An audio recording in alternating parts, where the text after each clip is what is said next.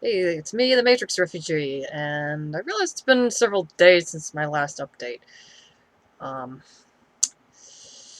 had a bit of a family tragedy. Our parakeet Flurry passed away after a brief illness, and that happened on Sunday. And I admit I'm a bit of an emotional wreck, but it's one of those things where it seems like it's bothering me at nighttime more than it does during the day. I mean, during the day I'm able to stay about as functional as I usually am, which is sometimes not the most functional, but at least I get stuff done. Um, so yeah, I've been a bit of a wreck. My mom's taking it pretty good. She's more philosophical about it than I am. So uh, yeah, words are a little hard when it comes to that. I've kind of had to compartmentalize because I had a writing anthology deadline coming up, which tomorrow actually, and that was the infamous Donut Grocery Horror story, which I finally found a home for, or at least a potential home for it, and I just finally got the revisions done about an hour ago, well, maybe a half hour ago. Within minutes of when I started this broadcast, or recording rather. Words are not easy right now, which sounds strange because I was just doing editing. Why should the words be hard when I've been editing? Anyway, so got the final revisions in, tweaked a few things, cut some stuff, tightened it up, this, that, the other thing. And then I got it mailed out, or emailed out rather. And honestly, that was the hardest part. I can't figure that out. Why would that be the hardest part?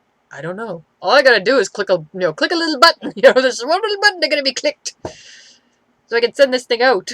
You know, just that send button was the scariest thing I'd ever clicked. Probably because this is my first time trying to get something professionally published. So, what am I doing? Moment, Then I got it sent out, and now comes the hard part of waiting for a reply, and what comes with that reply. Wish me luck, keep me in your prayers and thoughts and positive energy, whatever floats your boat, You know, light sage, bang drums, light candles in front of St. Jude, whatever works for you. Anyway, it all goes somewhere. In my take on it. Anyway, so, yeah, finally getting the thing out to be, for two guys editing consideration, and hopefully I'll have an update for you on that. You know, but in spite of in spite of the darkness I've had lately, I won't exactly say I've got a good feeling about it, but maybe I'm just trying to be positive about this. So. Although on the other hand, I'm thinking, okay, if this one doesn't take it, I'm gonna look around and see if there's another anthology that would be interested in it. Maybe it's somewhat horrifically, it's humorously horrific. It's, I won't exactly call it dark comedy, but it's it's slightly freakish humor. So if I can't publish it with them, maybe I can get someone else to consider it. And if nothing else, I suppose there's always whacking together an anthology of the Lovecraftian pieces I've put together and putting that up on, Kindle or CreateSpace or one of them. Anyway, so there's that, and between that, after that, I have, or I should say, I'm looking at a couple other things that are looking for submission. One is there's a newspaper in Providence, Rhode Island, which is hosting a writing contest for Lovecraftian themed pieces. It's to be published in the newspaper in August, around the time that Necronomicon is taking place. And then the other is an anthology from a little press in England, I believe, which is looking for similar pieces because this year marks the 125th anniversary of H.P. Lovecraft's birth. So, somewhat in a celebratory mode. Not a bad thing. I've got one piece that I'm considering for that little anthology, and that is actually, it was a piece I actually wrote it as a fan fiction for a Lonely Prompt challenge on Dreamwidth. on the Fic Probably community, so I'm going to take that and polish it up just a little bit and send it off to the anthology in England. The the Providence newspaper one, I think I'm going to send the the piece that I started writing that was a Lovecraftian twist on the incident of the misplaced bag of fish. One of these days I will have to tell you the story of the misplaced bag of fish. This was something that happened to me at work, but that's another time and another story, which I will record in due time. What I probably should do at some point is do up a whole bunch of little, mini vids that are, the classic crazy things that happen in grocery stores stories, because some of those could be just absolutely priceless, They're the kind of stories that I won't exactly tell over and over again, but just, anyway, that's my place in my mental book. Anywho. Oh, and the really good piece of news. I'm going to Necronomicon for free. I won I won a ticket to Necronomicon via the Lovecraft e-zines weekly giveaways during their Sunday night video chats, rather. I wish it was radio chat. That would be cool. I'm in the wrong century. I'm always in the wrong century.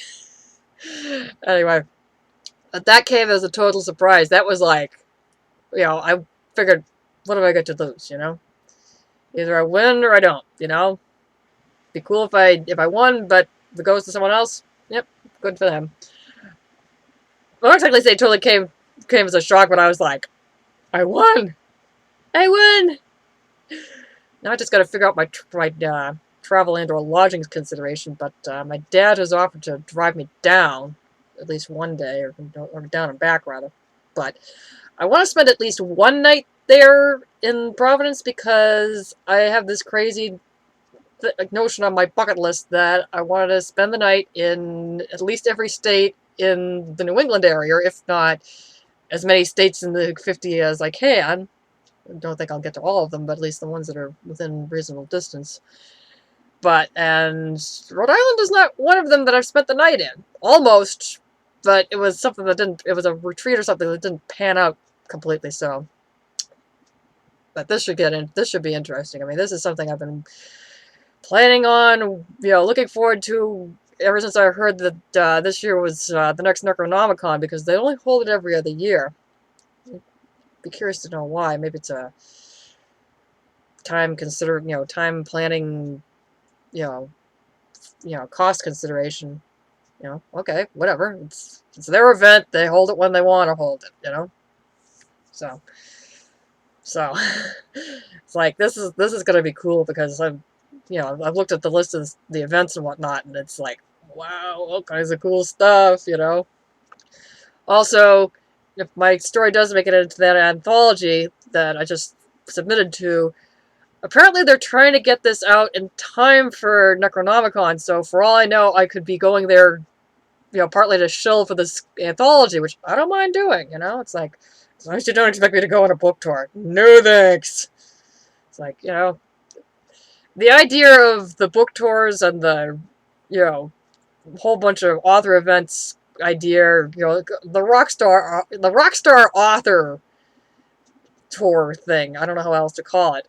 That kind of bugs me a little bit because, okay, I don't mind traveling, I don't mind going out in public and talking to people, otherwise would I be filming this thing right now? Don't mind that, but I don't know if I could keep up the pace given the fact that I don't always have the spoons for things, It's like, I get short on spoons, and it's like, if I'm short on spoons, I'm short on spoons, and if I can't do the thing, I can't do the thing, I'd like to do the thing, but if I don't have the spoons for the thing isn't gonna happen. It's just not, because if you try and get me to do the thing when I don't have the spoons for the thing, things happen. Like, I have panic attacks, or, neurological meltdowns, or just, once in a while I will just freeze up and it's like, the selective mutism thing. It's like, I just can't talk. It's like, for some reason, the brain disconnects from the voice box. I don't know how else to describe it. It's like, I just temporarily, can't talk. Can't verb sentences at all, So, But, you know, I guess I have to psych myself up for things, and I am psyched for Necronomicon. It's like, yeah. Uh, 3 days, 4 days rather, of weirdness, horror, and Lovecraft.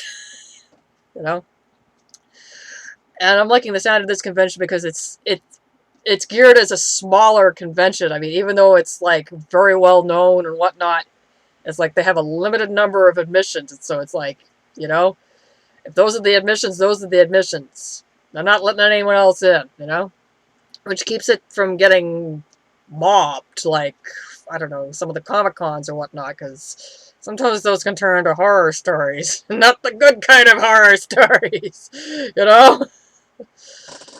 The things I've heard about conventions that just got to be too big for their own capacity, you know. The incident that I think it was the San Diego Comic Con with the Twilight kids that overran the, it was like one space where they were going to have a panel discussion or something like that, some kind of event dealing with Twilight, and all the Twilight fan kids showed up early, and there was no room for the people that were going to be attending the event that was in the same space that was scheduled before the Twilight thing. So my understanding is this is, you know, you know, this is not that kind of convention. This is more like family. And my experience, it seems the Lovecraft fans have a tendency to be really, it's not a small fandom, but it's a closely knit one. It's like we're kind of all on the same crazy wavelength, and we all, I won't say we get all the in jokes, but it's like we, you know, it's like we're all, you know, we're all weirdos on the same plane, and it's like, you know, ooh, you're a weirdo that likes Lovecraft. I'm a weirdo that likes Lovecraft too. You know, they say they, you know, from everything I've seen, they're a nice bunch, and I'm really looking forward to this. So, anywho, that's all the news that I got for today on June 30th, 2015, and I hope you all have a good day and the summer is going well for you.